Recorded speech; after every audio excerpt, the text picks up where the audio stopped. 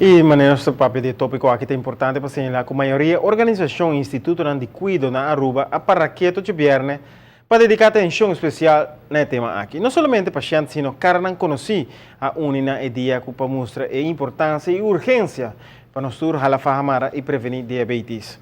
Na IMSAN, na conta com a presença do governador de Aruba, que ainda faz teste de suco, e a papel com o empregado na IMSAN, tocante o tema aqui.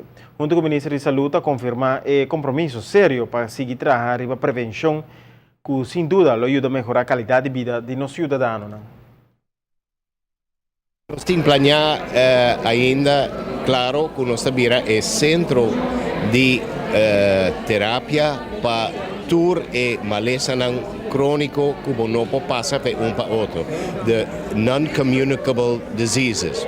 Sei que nós fijamos principalmente riba e problema de diabetes, que tudo afeta secundário, maneira é problema de ovo, maneira é problema de pele e pia, maneira é problema de riñón, que faz diálise, com hipertensão, com pressão alta, pero também su efeito riba e forma de câncer, que nós está o mais ronde mundo.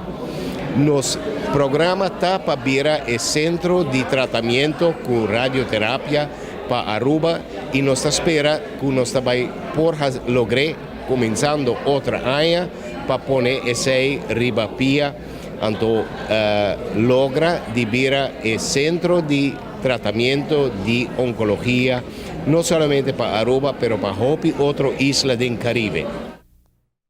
Instituto Médico San Nicolás, IMSAN, está existido desde o ano 2005, pero no ano 2008 a conta com uma renovação e ampliação com a custa de 24 milhões de florins.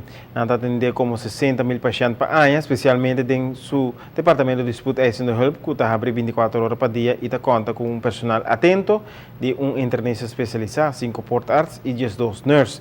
Em total, 159 pessoas estão trabalhando na IMSAN para servir ao cliente devidamente.